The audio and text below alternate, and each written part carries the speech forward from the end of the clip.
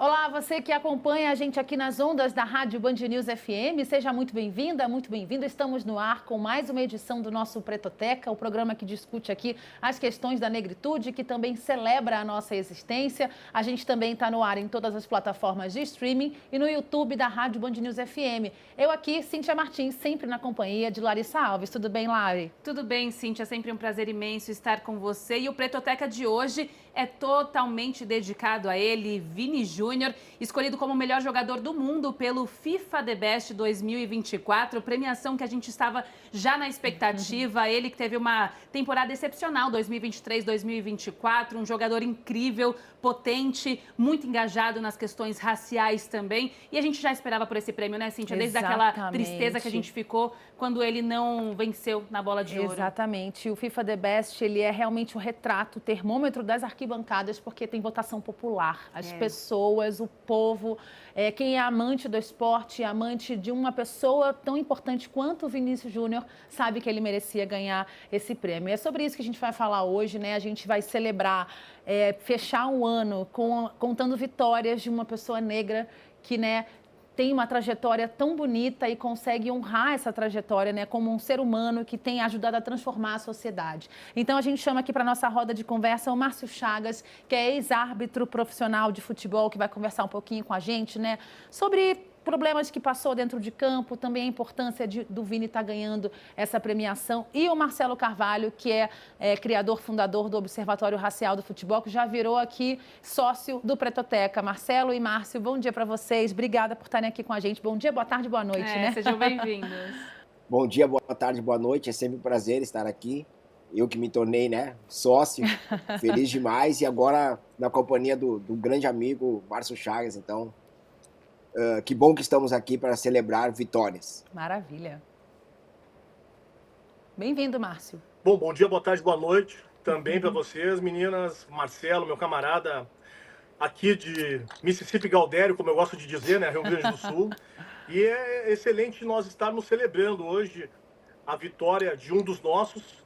E isso tem um significado muito importante na luta antirracista e principalmente para quem vem fazendo o enfrentamento de uma forma tão positiva com relação à questão racial na Europa.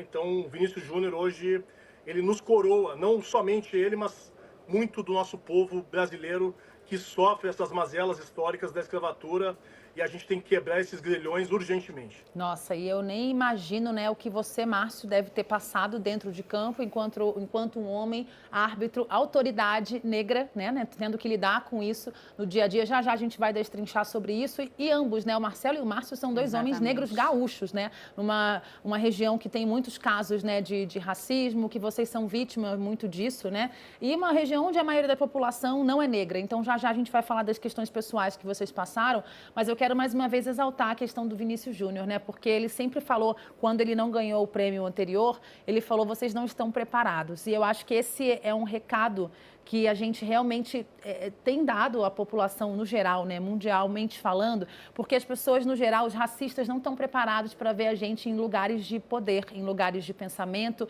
em lugares de vitória, né? O quanto não incomoda ainda ter visto o Vinícius Júnior no pódio de uma premiação importantíssima para o futebol mundial e elevando o Brasil de volta, né, a esse topo do futebol depois de 17 anos, né? A gente ficou fora durante muito tempo, então trazer um homem negro, retinto, com traços negroides da periferia do Rio de Janeiro para esse topo é algo que realmente o mundo ainda está incomodado, né? Eu começo com você, Marcelo.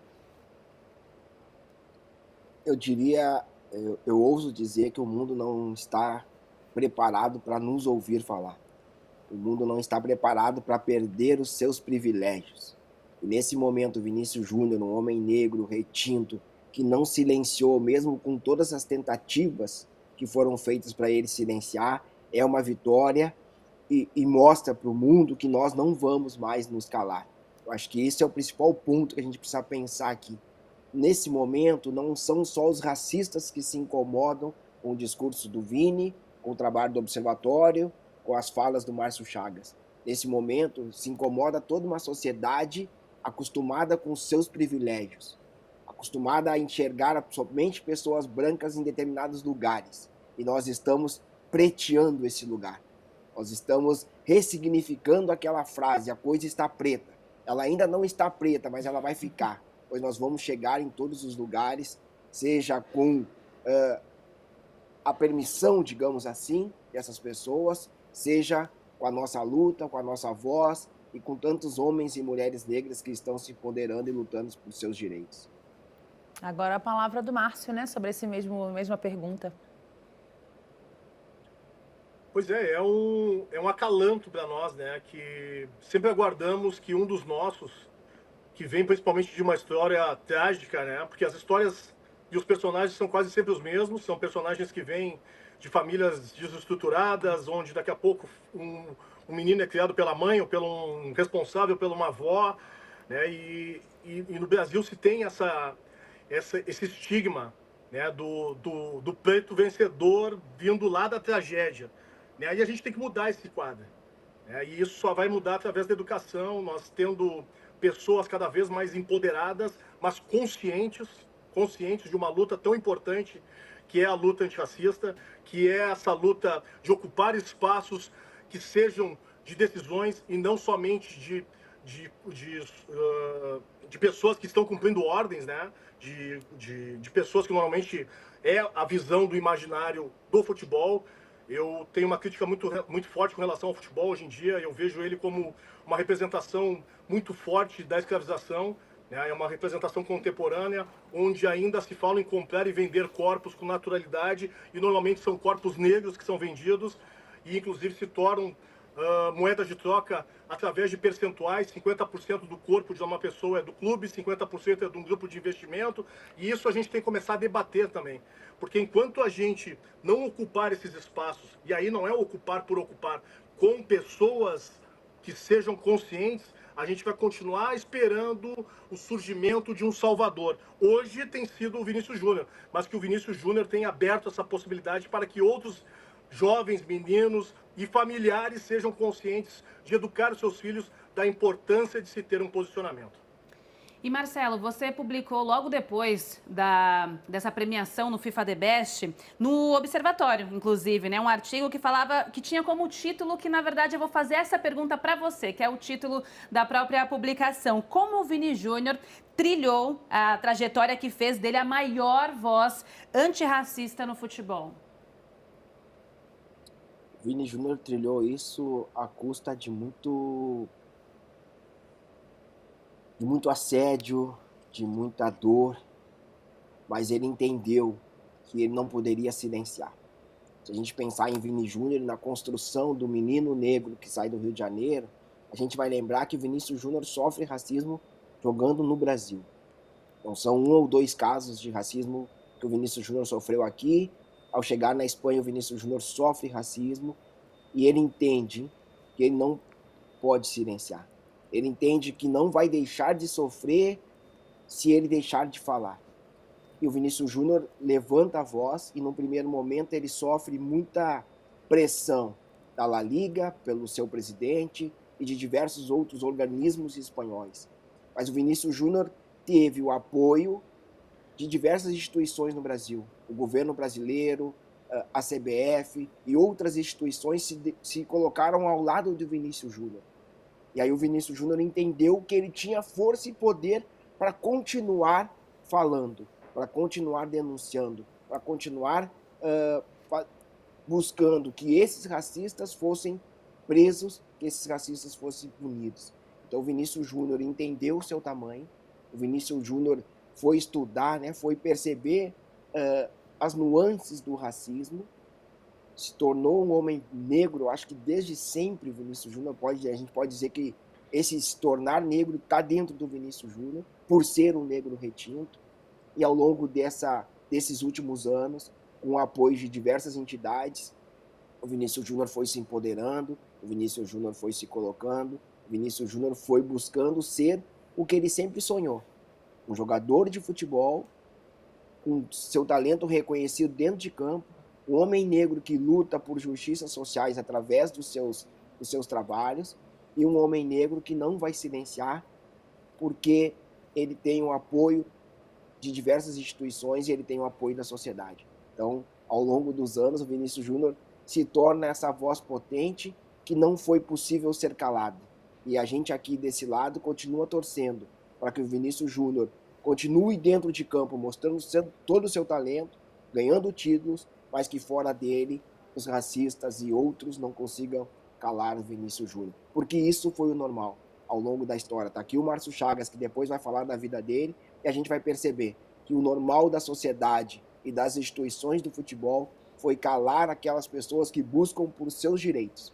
O Vinícius Júnior está rompendo, está quebrando esse paradigma. Isso é importante demais. A gente, para você que está acompanhando a gente através das imagens no YouTube, a gente estava rodando imagens aí do Vinícius Júnior jogando, chega a me arrepiar, Sim. vendo ele jogando e vendo ele comemorando, ele sorrindo, ele feliz, ele afrontando uma sociedade que espera da gente tristeza, choro e histórias tristes, né? E trajetórias tristes. O Márcio comentava sobre esperarem de nós, né, esse início, essa origem sempre com famílias desestruturadas. A gente sabe que faz parte, sim, esses momentos de dor, mas o Vini tem uma família estruturada, unida, né? Ele faz gols pensando na família, no irmão. Ele, né, vem de uma trajetória que a gente quer contar, né? De vitórias, de felicidade. E vê-lo ali naquelas imagens chega a me arrepiar, ver ele dançando, porque como ele mesmo disse em vários momentos quando foi atacado, né? Vou seguir bailando, vai seguir dançando maravilhosamente bem, fazendo o que ele faz de melhor. Agora, Márcio, você que teve essa atuação ali, né, cara a cara com atletas, né, dentro de campo, o Vini encabeça uma geração que hoje já não se cala mais, ainda numa minoria, né? Porque os jogadores são, em sua maioria, pretos, né? De periferia, e que quando chegam ali, alcançam esse lugar grande no futebol, acabam, para se adequar, se calando, né? Para se adequar, para se encontrar ali ao lado de uma branquitude, de certa forma, não falando sobre a questão racial. O Aranha falou isso aqui com a Larissa Alves no Pretoteca, que eu não pude estar, do quanto ele acabou sendo apagado na carreira quando ele foi denunciar racismo, quando ele foi falar sobre racismo. O Paulo César Caju, nos anos 70, era uma voz muito forte contra o racismo, também não recebeu a bola que deveria, né? Também não chegou a ser apagado, mas não davam tanta atenção para o que ele falava. Também, exatamente. Né? E o Vini hoje encabeça uma geração que começa a falar um pouco mais sobre isso, geração de jogadores, né? O Gerson passou por um caso aqui no Campeonato Brasileiro, também conseguiu levantar sua voz. Até o Neymar, que não se posiciona muito, chegou a reconhecer questões, problemas de racismo dentro de campo. Queria que você falasse um pouco sobre isso e da sua experiência também enquanto árbitro, que, claro, vivenciou essa situação também. Bom, infelizmente no futebol se tem um código de silenciamento muito, muito particular, né? Principalmente quando acontece esse tipo de crime, né? O crime de racismo. Né? E aí eu falo por experiência própria, porque não foi um caso específico, mas sim foram sucessões de casos que eu já vinha denunciando desde que eu me tornei árbitro profissional, né, na Federação Gaúcha de Futebol, e depois pertenci ao quadro da CBF, cheguei ao quadro de aspirante à FIFA. Então, se tem um código de silenciamento, tipo, cara, tu avançou, melhor tu parar, né? Deixa de lado esse tipo de manifestação, não te envolve tanto. E isso muitas vezes faz com que a pessoa que sofra esse crime acabe se silenciando, né? Só que isso aí tem um peso muito grande, porque todas as vezes em que eu me senti silenciado, alguma pessoa que não tinha nada a ver com a situação acabava pagando o pato por isso, né? Porque tu vai ter que descarregar em alguém. E normalmente a gente descarrega essa agressão, essa violência que a gente sofre em alguma pessoa que está perto. E geralmente são as pessoas que mais nos amam, né? Quando eu vim numa sucessão de denúncias fazendo aqui do Campeonato Gaúcho, né? Que eu digo frequentemente agora, que é o Mississippi Gaudério, chegou 2014, né, numa partida do Campeonato Gaúcho, da primeira divisão, onde eu já não aquecia mais no gramado na Serra Gaúcha, Caxias, Bento Gonçalves, Farroupilha, toda a região serrana, onde as manifestações racistas são comuns. Eu já não aquecia mais no gramado, ficava no vestiário aquecendo sozinho, enquanto os meus colegas brancos podiam aquecer tranquilamente no gramado, para evitar os xingamentos racistas, para eu poder manter a minha saúde mental em dia, para depois entrar no jogo e poder apitar. Só que nesse dia específico, dia 5 de março de 2014, aconteceram essas manifestações em 4 momentos. Mesmo aquecendo no vestiário. Aconteceu antes de eu começar o jogo, no final do primeiro tempo, antes de eu começar o segundo tempo e no final da partida. E no final do jogo, para minha surpresa, quando eu fui pegar o meu veículo que estava num estacionamento de acesso único e exclusivo de funcionários, dirigentes e profissionais do clube, eu encontrei meu carro com as portas amassadas a pontapés, com bananas em cima do capô, e quando eu fui dar a partida do veículo, caíram 2 bananas do cano de escapamento. Ali para mim foi a gota d'água, e ali eu vi que mesmo eu tendo um privilégio e um benefício em virtude dos 15 anos de arbitragem que eu já vinha atuando, tendo sido eleito melhor árbitro do Campeonato Gaúcho por 5 vezes, pertencendo ao quadro da CBF e do quadro de aspirantes da CBF, mesmo com esse avanço dentro da arbitragem, continuariam me enxergando como um macaco, como um negro sujo, como um negro que tem que voltar para a África, que tem que voltar para o circo, que tem que voltar para a selva, e que eu não seria uma pessoa digna de ter o respeito daquelas pessoas. Então, ali para mim foi a gota d'água, e desde 2014 eu venho numa militância muito forte. Fechei muito mais portas do que abri ao longo desses 10 anos, né? E eu pago um preço muito alto por isso. Mas eu não me arrependo nem um pouco, porque eu tenho 2 filhos, né? Um se chama Miguel, que tem 11 anos, não vivenciou, mas já era pequenininho nessa época, ele tinha 10 meses. Hoje ele escuta eu falar e ele sabe o que aconteceu, assim como a minha filha Joana, que tem 7 anos, também sabe o que aconteceu. Então, o meu dever moral é de fazer com que eles tenham um trajeto, um percurso muito mais tranquilo do que eu tive ao longo dos meus 48 anos. Para quem está acompanhando a gente pelo nosso YouTube, conseguiu ver essas imagens do carro do Márcio com as bananas em cima. E na outra temporada, né, Márcio, como a gente conversava anteriormente, teve o apoio. Você teve o apoio de alguns árbitros que entraram. A gente vai colocar essa imagem aqui na tela com uma faixa escrito racismo não, né? Isso foi na temporada seguinte, depois desse caso que ele passou em 2015. Isso na realidade foi na rodada seguinte. Na rodada seguinte, né, Márcio? O caso aconteceu na quarta-feira. No domingo, houve uma manifestação do sindicato dos árbitros, junto com alguns árbitros que iriam trabalhar na última rodada, e aí os árbitros entraram com essa faixa, e o clube Aimoré, que fica na região metropolitana de Porto Alegre, os atletas acabaram entrando com uma máscara, fazendo uma homenagem, né, uma máscara com o meu rosto, fazendo uma homenagem a mim, e também se colocando na luta antirracista para que esse tipo de atitude não acontecesse mais. Mas, infelizmente, aí é um trabalho que o Marcelo vem realizando ao longo desses 10 anos. Os casos de racismo no futebol gaúcho, nesses últimos 10 anos, ao invés de diminuir, só aumentaram. Então, o Rio Grande do Sul, ou o Mississippi Galdério, como eu gosto de dizer, ele é o ponto negativo do futebol brasileiro na questão da luta antirracista. E é bom a gente lembrar, né, Márcio, que nesse caso, em 2015, nesse episódio que aconteceu com você, o clube foi punido com perda de mando no campo, né? E a gente teve um outro caso emblemático também, que foi do goleiro Aranha, ele que esteve aqui, como a Cíntia bem lembrou, que foi em 2014 também, quando ele defendia o Santos e ouviu aqueles insultos racistas. Contra o Grêmio, né? Contra o Grêmio. Gaúcho, 7 pessoas chegaram a ser indiciadas por esse crime. Inclusive, o Grêmio foi excluído da Copa do Brasil. Foi um dos mais emblemáticos de punições severas, né? Então, eu queria jogar para o Marcelo também, né? A gente tem esses casos de racismo, a gente sabe que isso é no futebol europeu, também no sul-americano, e as punições mais severas, de alguma forma, elas seriam as mais responsáveis, Marcelo, por tentar coibir de alguma forma, mas punição de verdade, né? Mexendo no bolso, excluindo o time de campeonato, perdendo ponto. Quanto mais severas, a gente poderia chegar num ideal de conseguir, de alguma forma, minimizar esse tipo de coisa dentro e fora de campo também? Em 2014, quando o observatório é criado, existiu uma pergunta que foi colocada, né? Os casos de racismo no futebol, eles são esporádicos ou eles acontecem com frequência? O observatório, ao longo desses 10 anos, conseguiu responder essa pergunta. Os casos de racismo no futebol acontecem com frequência, com muita frequência, né? 2014, nosso primeiro ano, 25 denúncias de racismo. E agora chegamos em 2023, o último ano do relatório, foram mais de 130 denúncias de racismo no futebol brasileiro. Ou seja, essa curva só cresce. Agora se coloca uma outra pergunta: quem punir?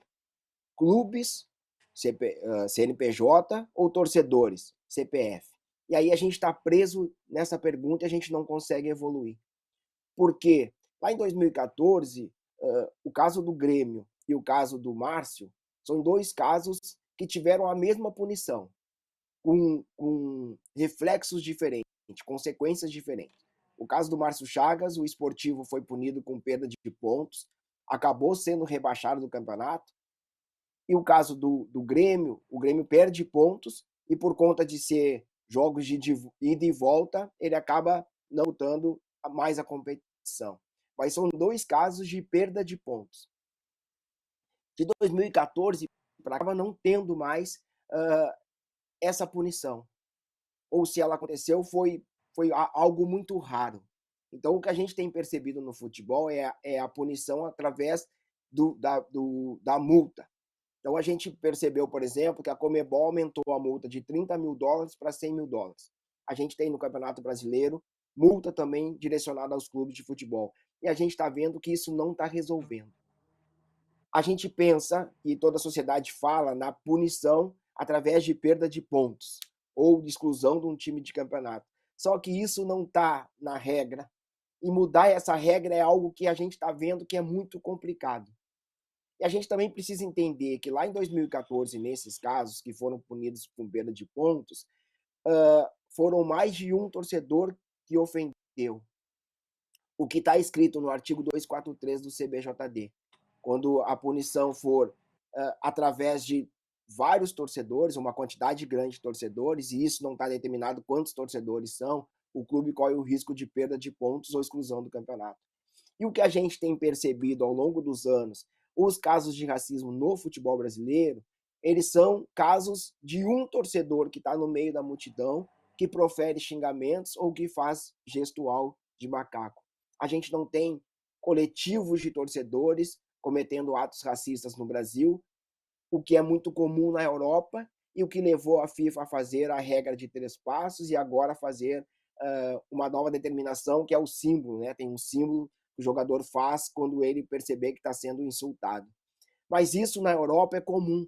Coletivos de torcedores proferindo cânticos racistas. No Brasil, não.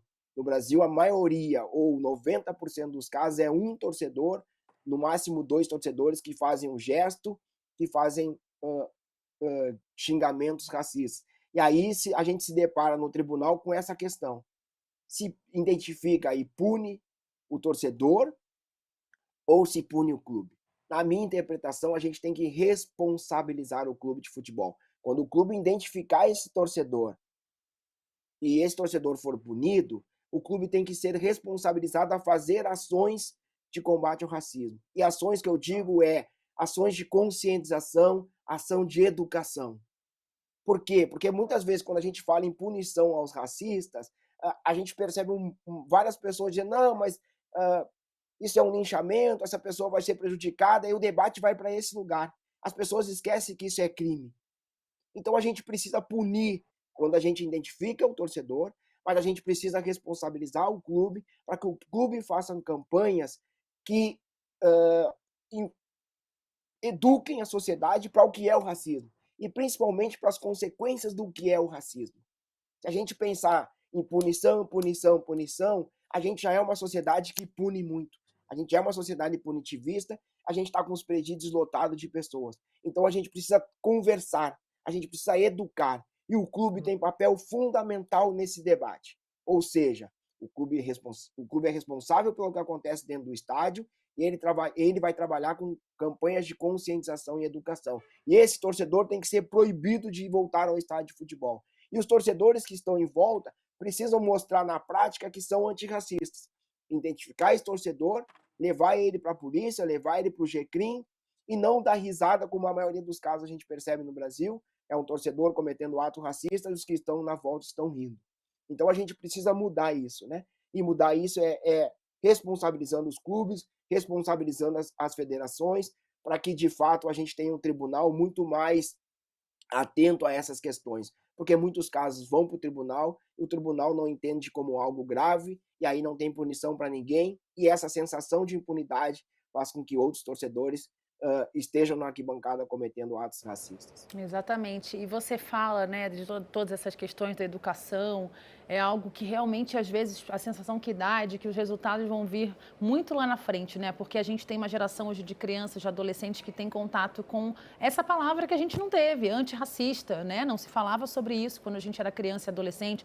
Os livros com a identificação e você aprendendo a respeitar outro coleguinha, lápis de cor com cor da nossa pele. Lembra? A cor da pele era uma cor da pele que não era nossa. Então, talvez seja um impacto social que a gente ainda vai levar um tempo para ter, né, refletido aí nos campos. O Vini já é de uma nova geração que já entende isso, que é necessário que exista um lápis de cor da pele dele. Só que aí, quando a gente vai para a gestão do futebol, né, Marcelo e Márcio, esses caras que comandam, geralmente, né, os jogadores são maioria no campo. E aí, quando são os técnicos, que geralmente são ex-jogadores, nunca são técnicos pretos, são geralmente maioria brancas. A gente tem recorrentes, né? Os únicos técnicos nos últimos anos pretos que apareceram e muitas vezes não estavam juntos na Série A eram o Jair Oliveira e o Roger Machado. Dois, a gente está falando de um campeonato brasileiro que tem 20 times, né? Como eu disse, não necessariamente eles estão ali jogando juntos. E aí, quando você pensa nas cabeças pensantes, dirigentes de clubes, não me lembro de terem negros. Aí você pensa nas instâncias mais acima, Conmebol e FIFA, menos ainda. Então, como é que a gente consegue colocar na cabeça desses gestores, né, essa educação que precisa passar por eles necessariamente? E aí, trazendo esse parêntese aqui, eu quero jogar essa provocação para ambos, vou começar com o Marcelo rapidinho, porque as ações recentes da CBF vieram depois da pressão do Observatório Racial do Futebol, que é uma instituição criada por uma pessoa da sociedade civil, que é você, Marcelo, somente há 10 anos, né? A gente está falando de uma instituição muito mais recente se a gente for comparar com a Confederação Brasileira de Futebol. E aqui, rapidinho, o Márcio tinha levantado a mão para falar, eu acho que tem um outro ponto que exemplifica muito o que tu diz, né? A gente não tem pessoas negras nesses espaços, poucas ações vão ser realizadas. Exatamente. O Observatório tem 10 anos, a CBF tem mais de 100, e a CBF só foi nos abrir as portas para o Observatório e entender as nossas demandas quando ela tem à frente do seu comando o primeiro homem negro e nordestino, né? Primeiro homem ao se declarar negro e nordestino. E aí ele abre as portas da CBF, a gente entra, a gente começa um trabalho, a gente começa a demandar novas ideias, essas ideias são acolhidas, a gente está trabalhando aos poucos, porque essa mudança não vai acontecer de um dia para o outro, mas é isso. Se não tem pessoas negras nesses espaços, dificilmente a gente vai conseguir dialogar, dificilmente a gente vai ter as nossas ideias, nossas demandas acolhidas. Pode ir, Márcio. Bom, eu tinha pedido antes ali, acho que só complementar um pouquinho o que o Marcelo tinha dito com relação às punições, né? Que a própria Conmebol aumentou a punição de $30 mil para $100 mil, o que hoje, se a gente for calcular o dólar a quase 6,20, né, é uma baita de uma punição. Só que quem é que está recebendo essa punição? Esse dinheiro é destinado para onde? Né? E aí eu faço esse questionamento por quê? Né? Eu sei que é recente, mas se eu voltar num caso específico que eu passei em 2014, a única pessoa que saiu perdendo na história fui eu. Eu acabei tendo que processar o Clube Esportivo de Bento Gonçalves na esfera civil e na criminal. Na criminal, o processo foi arquivado por falta de provas, porque o clube não quis entregar o dirigente racista que tinha cometido o crime de tanto dar o pontapé no meu carro para amassar as portas como colocar as bananas. E na esfera civil, eu acabei recebendo, né, um valor indenizatório que mudou minha vida, de R$15 mil. Então, tipo, esse é o pensamento de quem julga, esse é o pensamento de quem está ali vendo o que é, avaliando o que é um crime de racismo. Né? Enquanto não houver pessoas negras que sejam conscientes e aliadas da luta, porque também não adianta colocar algum preto lá dentro que seja um capitão do mato. Tem que ser uma pessoa consciente, uma pessoa que tenha seriedade, que lute pela causa, que tenha conhecimento, que tenha um letramento racial que seja importante. Por isso que a gente não vê, e aí eu reforço aquilo que eu comentei anteriormente com vocês, né? O futebol nada mais é do que uma representação contemporânea da escravatura. É a única profissão que se fala em comprar e vender pessoas e se partilham os corpos em percentuais. Por que a gente não muda isso? Porque o modus operandi continua sendo o mesmo. É o europeu, o estrangeiro, que vem buscar essas moedas, essas riquezas, cada vez mais cedo, para encherem os aviões e não mais os navios negreiros e levar para a Europa e despachar. E ganhar dinheiro em cima desses rapazes, que os clubes não têm nenhum compromisso de escolarização. Então, são moedas de troca muito fáceis de ser vendidas. Enquanto a gente não tiver negros, sem que sejam dentro das 4 linhas sendo comandados, mas sim fora das 4 linhas sendo comandantes, como treinadores, preparadores físicos, CEO, diretor de futebol, presidente dos clubes, conselheiros, a gente não vai mudar isso aí. Porque vai cair sempre num TJD, num STJD, e quem vai julgar o caso de racismo vai ser um branco, um tataraneto de um senhor escravagista. E aí a punição, ela sempre é pífia, e acontece que eles saem dando risada e ironizam e banalizam uma luta histórica que a gente tem. Uau! A gente até fica em silêncio depois Sim. dessa fala extremamente necessária do Márcio, né, Larissa? Você ia fazer uma correção só assim? Ah, é verdade, gente. Deixa eu me corrigir aqui que eu falei técnico, né? Um dos poucos técnicos negros que a gente tem. Eu falei Jair Oliveira, porque o Jair Ventura, que é o nome certo, é filho do Jair Oliveira, que é o Jairzinho, nosso Jair, da Copa de 70. Então, agora está feita a correção. E eu aqui. Acrescentaria mais um, Cíntia. Acrescentaria o Cristóvão Borges. Verdade, Cristóvão Borges comandou o Vasco, o Grêmio. Exatamente. Cristóvão Borges, Luxemburgo, que ultimamente tem se autodeclarado preto também. Então, Andrade, que foi campeão pelo Flamengo, e sumiram com o Andrade. O Jaime também, que foi campeão pelo Flamengo, e sumiram com o Jaime. Então, assim, os poucos pretos que transitam, eles, não sei o que acontece, se uma varinha de condão vai e pum, some com eles. O Roger hoje tem sido a nossa voz atuante. E é mais um homem preto gaúcho também. Né? Aí tu vai me perguntar assim, por que saem tantos negros, né, que lutam, que saem aqui do Rio Grande do Sul? Porque para nós, aqui é uma batalha todos os dias sair de casa, porque a gente não tem a certeza de que vai voltar. É muito cruel o que a gente vive no dia a dia aqui. A gente tem um medo constante. Então, se eu não me fortalecer e não buscar biografias, leituras, né, como me portar em determinados locais que eu sei que eu não sou bem-vindo e bem aceito, automaticamente o sistema me engole e automaticamente daqui a pouco eu viro uma estatística também no cenário de algum livro, alguma ata ou em alguma delegacia. E deixa eu só complementar aqui rapidinho o que o Márcio falou. Lembrei do Marcão, do Fluminense, que sempre que sai um técnico que fez besteira ou dá alguma coisa errada, é o Marcão que assume, sempre faz dar certo, mas é impressionante como o Marcão nunca ganha esse cargo de confiança como um técnico de verdade. Ele é sempre um interino que apaga o fogo e quando precisa do reconhecimento, porque esse reconhecimento de ser técnico impacta em salário, né? Melhora o salário do cara, melhora o cara no mercado brasileiro, enfim, é um cara que está ali há muitos anos no Fluminense, sempre apagando fogo e não tem o reconhecimento necessário. Vai, Larissa, é com você. E não falei, desculpa de novo, não falei da minha categoria árbitros. Os árbitros de futebol, né? Pouquíssimos árbitros de futebol são negros, porque também é uma posição de poder, exatamente, uma posição de decisão. Eu fiz parte desse quadro e na minha época tinha eu, aqui no Rio Grande do Sul, Paulo César Oliveira, que para mim foi o melhor de todos, um dos mais marcantes, de São Paulo. Luiz Flávio Oliveira, o irmão dele, de São Paulo. Wilton Pereira Sampaio, que é do Distrito Federal, mas apita por Goiânia. E o Delson da Silva, que era do Pará, não apita mais, e mais o Wagner Magalhães, num universo de 600 árbitros. Nós não representávamos quase nada dentro da arbitragem brasileira. E é importante mesmo. E, Márcio, você trouxe toda essa análise que foi sensacional e a gente pode aplicar isso para dentro da sociedade de uma forma tranquila, né, Cíntia? O que a gente vê exatamente isso. Porque não adianta a gente só pensar no letramento racial de pessoas brancas, por exemplo.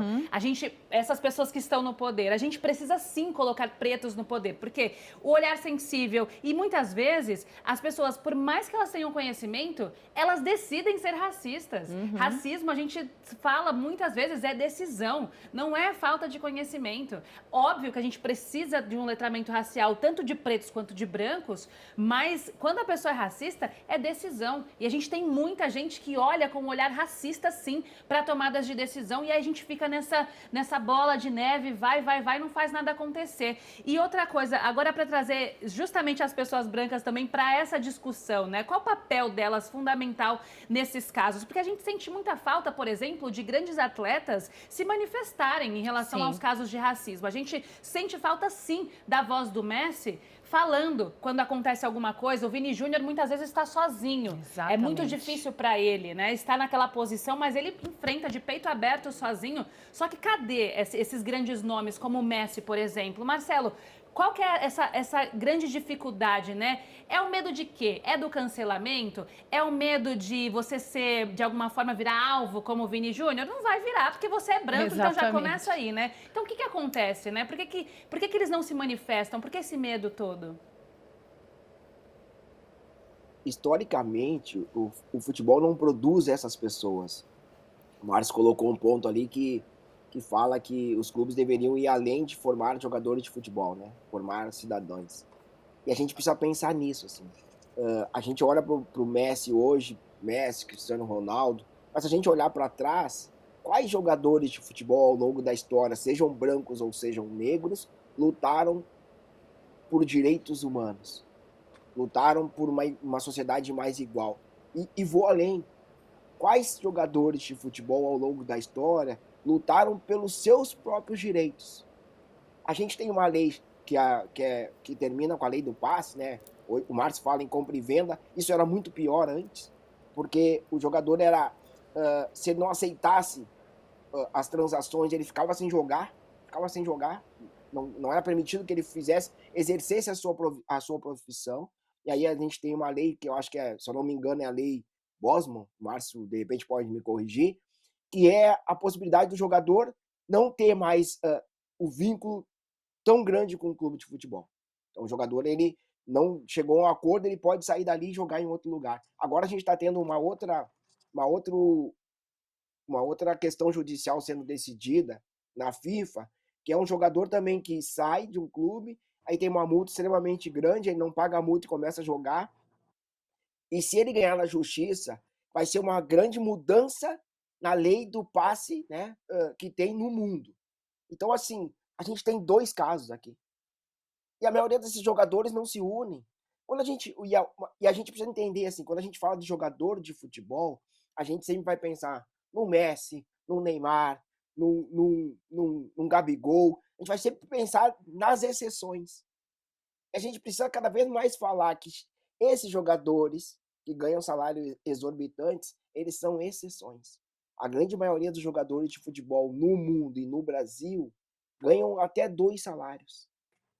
E esses jogadores que ganham salários exorbitantes, eles não conseguem se unir para lutar para que outros jogadores de futebol, ou seja, para que a maioria tenha acesso a salários melhores, tenha acesso ao menos, jogar campeonatos que não durem 3 meses.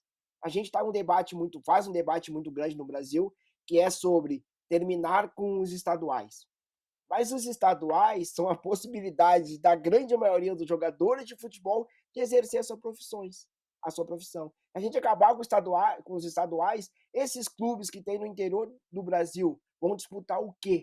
Esses jogadores que ganham salários pífios, mas ganham salário, e estão ali realizando sonhos, vão fazer o quê? A gente teve no Brasil um grupo de jogadores, né, com o Paulo André na frente, o D'Alessandro, que chegou a lutar para que esses clubes tivessem calendários anuais. Esse movimento chegou a crescer um pouco, mas rapidamente, vejam só que coincidência, o Paulo André foi jogar no exterior e o D'Alessandro foi para o exterior. E esse movimento acaba.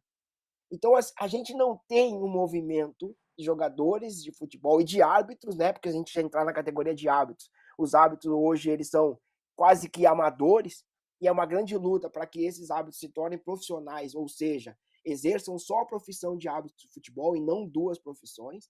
Mas a gente não tem essas organizações fortes. A gente não tem um sindicato de jogadores, principalmente no Brasil, forte. Na Europa, esse sindicato é um pouquinho mais forte e está lutando por mais direitos. Então, assim, quando a gente fala em união de jogadores, a gente precisa lembrar disso. A gente olha para esses jogadores e tem eles como heróis. E eles colocam essa capa de herói, essa capa de eu sou a exceção, e eu cheguei aqui pela meritocracia, porque foi pelo meu esforço, que eu estou no lugar que nunca mais ninguém vai me tirar daqui. Isso não é verdade. A grande maioria dos jogadores de futebol acabam na pobreza. A gente tem um projeto hoje com a CBF, que é colocar homens e mulheres negros para cursarem a licença de treinador de futebol. A gente não tem treinador de futebol negro. A resposta é porque os negros não se qualificaram, então a gente está fazendo esse projeto, professoras e professores pretos, porque a grande maioria dos jogadores de futebol acabam na pobreza. Por que isso? A gente acha que ser jogador de futebol vai tornar uma pessoa livre e financeiramente realizada, que nunca mais vai ter problema financeiro. Isso não é uma verdade. Então, assim, a gente precisa pensar nisso. Assim. E aí a gente vai perceber que não é uma categoria unida, que é uma categoria de pessoas que se acham heróis e aí não olham para o lado. Então, é impossível a gente achar que essas pessoas vão se manifestarem. Por isso que eu digo, mais uma vez, a gente deve saudar e brindar Vinícius Júnior, porque ele é uma das exceções dentro do mundo do futebol. Porque se a gente sai do futebol, a gente vai ver categorias de atletas muito mais organizados e muito mais atuantes na busca por seus direitos do que no futebol. Então a gente precisa mudar essa estrutura do futebol para que a gente tenha, de fato, jogadores que se posicionem por direitos civis, por direitos humanos. Essa tua fala traz mais uma vez, né, esse retrato da sociedade que é o futebol, porque fora do futebol, mais de 70% da população brasileira ganha um salário mínimo, gente. Isso é coisa demais, é mais de 70%. Dentro do futebol, mais de 80% dos atletas ganham esse salário pequeno, né, dentro do esporte. Que muitos salários, né, como exatamente. Muitos só atuam ali nos campeonatos estaduais, tem outros trabalhos durante o ano inteiro, então realmente é muito à parte, né, o que a gente está falando desses jogadores com salário de Gabigol, Neymar, próprio Messi, o Vinícius Júnior, etc. Agora, deixa eu trazer vocês aqui, né, Márcio e Marcelo, e você que acompanha a gente, para uma tela que a gente preparou aqui na Sala Digital, que é a parceria da Band com o Google, que levanta dados do que as pessoas procuram na internet. E muito legal a gente trazer aqui as perguntas que a gente selecionou entre as principais feitas sobre Vinícius Júnior no Google, aqui no Brasil.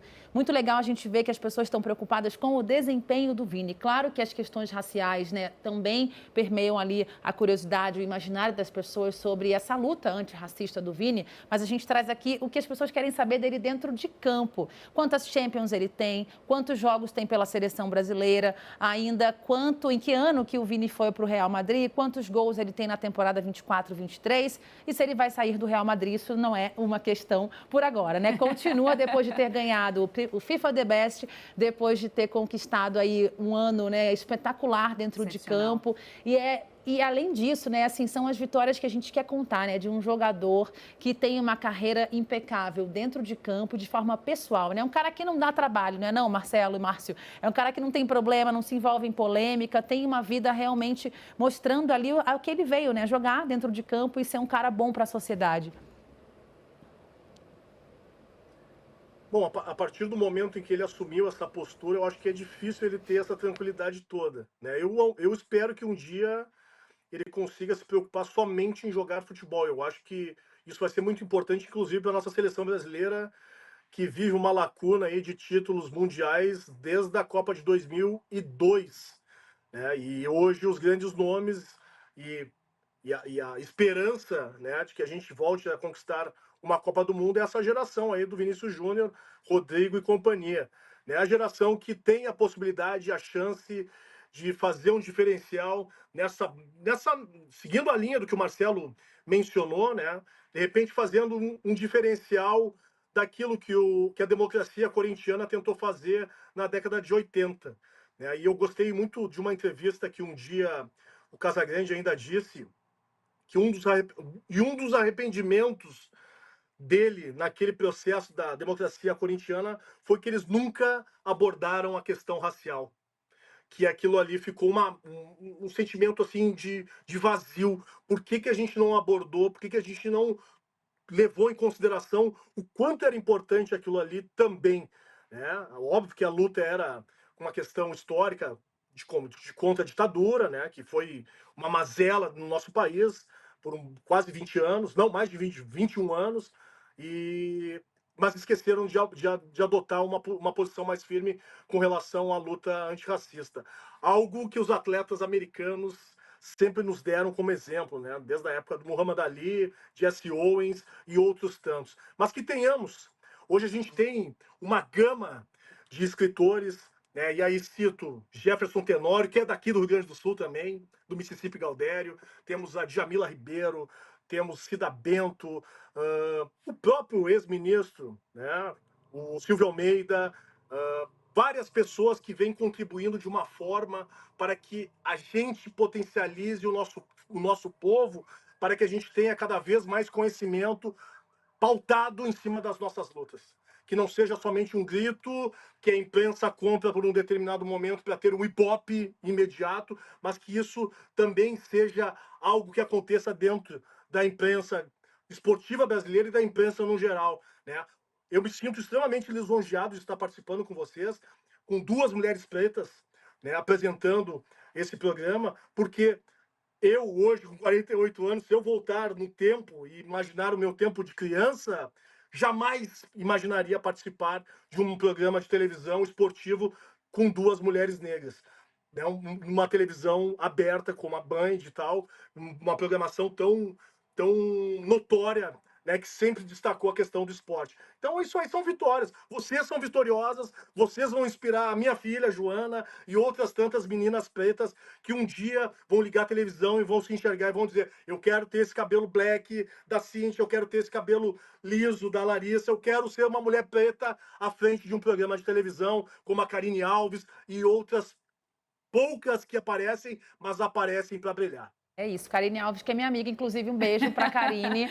E a gente Obrigada também pela não palavra, imaginava. né? E aqui do Que Mississippi incrível. Galdério. É verdade, gaúcha E também. aqui do Mississippi Galdério também. Exatamente. Eu quero dizer para você aqui, antes de passar a palavra para a Lari, que a gente também não imaginava, né? Duas mulheres pretas comandando um programa é algo que ainda não é comum no Brasil de maioria, que tem a nossa cara, né? Que é preto e feminino. A passos curtos a gente vai chegando lá, né, Cíntia? Isso. É assim, é a nossa luta também de todos os dias e também de colocar esse Pretoteca no ar, né? Colocar esses assuntos que são sempre tão importantes e delicados, para né? todos, ainda. né? É para toda a sociedade, não é só para nós. Melhorar a gente não faz o Pretoteca só. Exatamente. E ainda falando rapidamente sobre o Vinícius Júnior, não é à toa de tudo que o Márcio trouxe, que ele foi ele bateu recorde em 2024 de buscas. A gente tem mais uma tela para mostrar aqui, do Google Trends, a fonte. Interesse de busca por Vini Júnior, então, bateu recorde em 2024. Quem acompanha a gente inteiro, né? Quem não acompanha a gente pelo YouTube, foi uma crescente, tá? Desde 2014, ali vai crescendo, chega num ponto alto em 2018, 2019, mas 2024... ele vai lá em cima realmente o gráfico. Então, assim, e isso mesmo antes da Bola de Ouro, tá? Exatamente. Foi antes da Bola de Ouro e antes do The Best. Foi antes das duas premiações. Então, a gente já via o interesse de busca muito alto por Vinícius Júnior. E por quê? Porque ele é excepcional. Ele é um cara excepcional dentro e fora de campo. Agora, pra a gente encerrar, eu queria só chamar o Marcelo para falar com a gente sobre isso. O que o FIFA The Best deixa, então, de resposta para essa Bola de Ouro que não veio para o Vinícius Júnior? Eu acredito que a principal resposta é mostrar para a sociedade que alguém que está falando sobre racismo, que está buscando seus direitos, se jogar bola, vai ser premiado, e que não houve aqui uma tentativa de silenciamento e de apagamento do Vinícius Júnior. A FIFA ter dado o prêmio de melhor jogador do mundo ao Vinícius Júnior jamais vai entrar na questão de FIFA mais racista ou menos racista. Ela vai continuar sendo naquela sociedade aquela entidade administrada por homens brancos e que pouco nos ouvem falar sobre a nossa demanda. Mas ela está dando para nós aqui desse lado, a gente está recebendo um recado que é possível chegar nos lugares que a gente sonha e continuar falando das nossas dores e da nossa luta. De novo, o exemplo que a gente tem no futebol é um histórico de apagamento e de silenciamento. Tá aqui o Márcio Chagas mostrando esse exemplo. E o Vinícius Júnior receber o prêmio de melhor jogador do mundo e continuar falando sobre racismo mostra que a gente pode. Como disse o Márcio Chagas, não adianta ser uma pessoa preta e estar naquele lugar. Tem que ser uma pessoa preta consciente. É isso que a gente sonha. E o Vinícius Júnior está nos mostrando e está dando o exemplo para os nossos meninos. Eu tenho um filho pequeno, o Márcio também, que é possível chegar aonde eles quiserem, jogador de futebol ou outra profissão, e não ter que silenciar. Esse é o ponto principal. A nossa violência que a gente sofre todo dia é: eu quero ser feliz ou eu quero ter razão? E aí, em busca da felicidade, da realização, a gente silencia.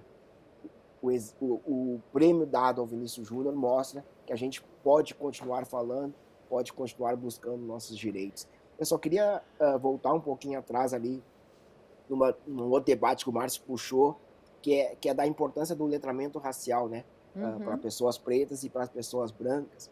Que é isso, assim, muitas vezes, muitas pessoas saíram em defesa do outro prêmio que não foi dado ao Vinícius Júnior, dizendo que não tinha nada de racismo naquilo. Então as pessoas não estão, muitas vezes, entendendo o que a gente está dizendo. Porque as pessoas acham que racismo é, no Brasil, o xingamento e o grito de macaco. As pessoas não conseguem perceber que chegar num espaço e não ter pessoas brancas também é racismo. Chegar numa emissora de televisão e não ter pessoas pretas, chegar num administrativo de um clube de futebol, não ter pessoas pretas, ter uma reunião dos presidentes de clubes e não ter pessoas pretas, isso é o racismo. Enquanto a gente não conseguir fazer com que essas pessoas brancas e também as pessoas pretas entendam isso, a gente não está conseguindo passar esse recado. E aí, quando a gente fala de Roger Machado, é importante sempre frisar uma fala dele, que ele diz: eu estar aqui como treinador de futebol mostra que eu sou uma exceção. E a exceção diz que o racismo continua muito presente no futebol. E é isso que a gente tem que cada vez mais marcar. É preciso que as pessoas entendam o que é racismo, para que elas entendam a nossa busca por punição e a nossa busca por espaço, por espaços mais diversos. Enquanto a maioria da sociedade não entender esse racismo que a gente todo dia está aqui falando, elas vão continuar ao lado dos racistas. Elas vão continuar achando que a pessoa só errou.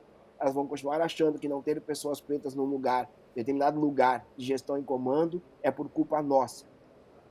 E elas não vão entender que é por culpa do racismo, que não confia e não dá oportunidade para pessoas pretas. Vinícius Júnior, melhor do mundo, falando de racismo, buscando seus direitos, tendo um projeto social lindo, é o recado para a sociedade dizendo: eu vou continuar falando e que os outros pretos também vão falar. Só algo que, para não perder aqui, vou me estender um pouquinho, mas só para não perder o que o Márcio disse sobre o Casagrande, a democracia corintiana. Márcio, eu sou amigo do Wilson, ex-zagueiro que jogou no Inter, no São Paulo, que é sobrinho do Vladimir,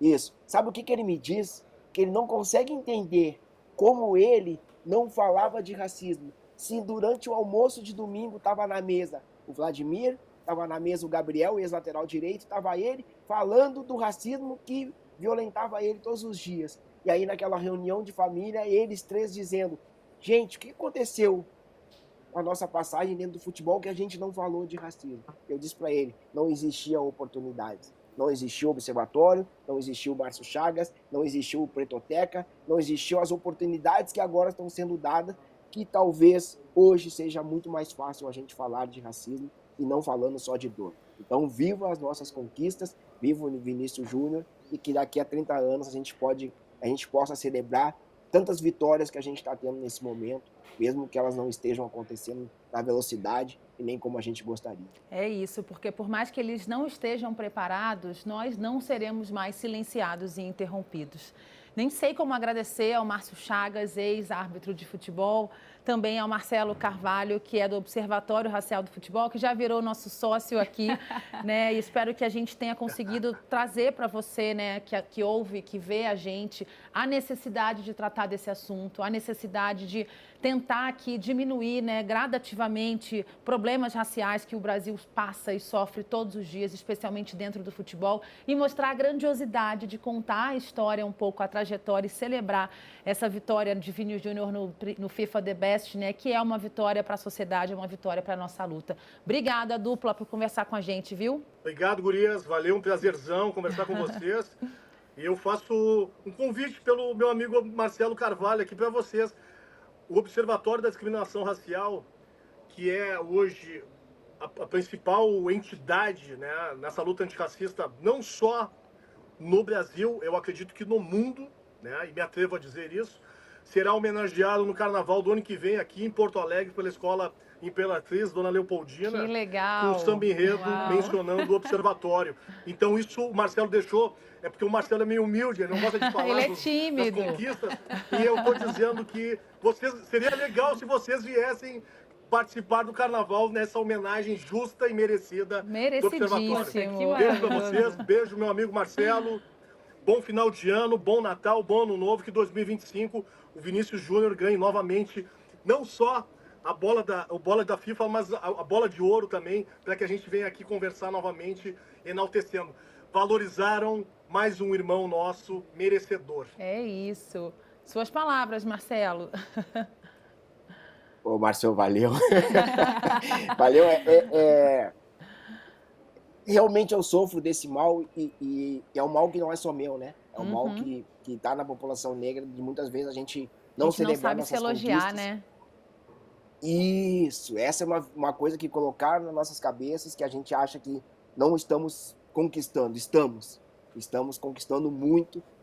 O trabalho do Observatório é gigante. Eu não gosto de falar disso, porque eu vou estar falando de mim. Mas é, né? E se autoelogiar é complicado.